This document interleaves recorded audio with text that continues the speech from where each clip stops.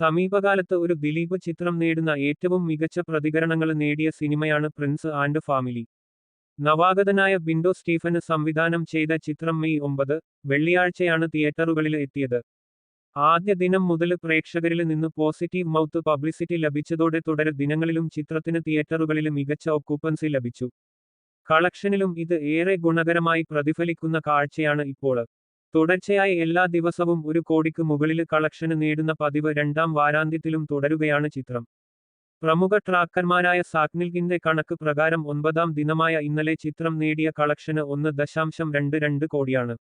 ആകെ 9 ദിനങ്ങളിൽ നിന്നുള്ള ഗ്രോസ് 11.73 കോടിയും നെറ്റ് കളക്ഷന് 10.41 കോടിയും. അവധിക്കാലം 2 കോടിയുള്ളത് ചിത്രത്തിന് ബോക്സ് ഓഫീസിൽ നേട്ടമുണ്ടാക്കുമെന്നാണ് വിലയിരുത്തല്. കുടുംബ പ്രേക്ഷകരാണ് ചിത്രത്തിന്റെ ടാർഗറ്റ് ഓഡിയൻസ്. 1 വർഷത്തിനു ശേഷമാണ് ഒരു ദിലീപ് ചിത്രം പ്രേക്ഷകരിൽ എത്തുന്നത്. ജനഗണമന, മലയാളി ഫ്രം ഇന്ത്യ എന്നീ ചിത്രങ്ങൾക്ക് ശേഷം ഷാരിസ് മുഹമ്മദ് രചന നിർവഹിച്ച ചിത്രമാണിത്. Upacharapoorvam Gunda Jayan, Neymar, Jana Gana Mana, Malayalee from India എന്നീ ചിത്രങ്ങൾക്ക് ചീഫ് അസോസിയേറ്റ് ഡയറക്ടറായി പ്രവർത്തിച്ച ബിൻഡോ സ്റ്റീഫന്റെ ആദ്യ സംവിധാന സംരംഭമാണിത്. തിരക്കഥാകൃത്തായ ഷാരീസിനൊപ്പമുള്ള 3ാമത്തെ ചിത്രവും മാജിക് ഫ്രെയിംസിന്റെ 30ാമത്തെ ചിത്രവുമാണ് ദിലീപിനൊപ്പമുള്ള പ്രിൻസ് ആൻഡ് ഫാമിലി. ചിത്രത്തിൽ ദിലീപിന്റെ അനുജന്മാരായി എത്തുന്നത് ധ്യാൻ ശ്രീനിവാസനും ജോസ് കുട്ടി ജേക്കബുമാണ്.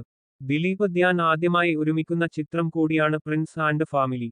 ഇവരെ കൂടാതെ ബിന്ദു പണിക്കർ, സിദ്ദിഖ്, മഞ്ജു പിള്ള, ഉർവശി, ജോണി ആന്റണി, അശ്വിൻ ജോസ്, റോസ്ബദ് ജോയ്, പാർവതി രാജൻ ശങ്കരാടി എന്നീ താരങ്ങളും നിരവധി പുതുമുഖങ്ങളും അണിനിരക്കുന്നുണ്ട്.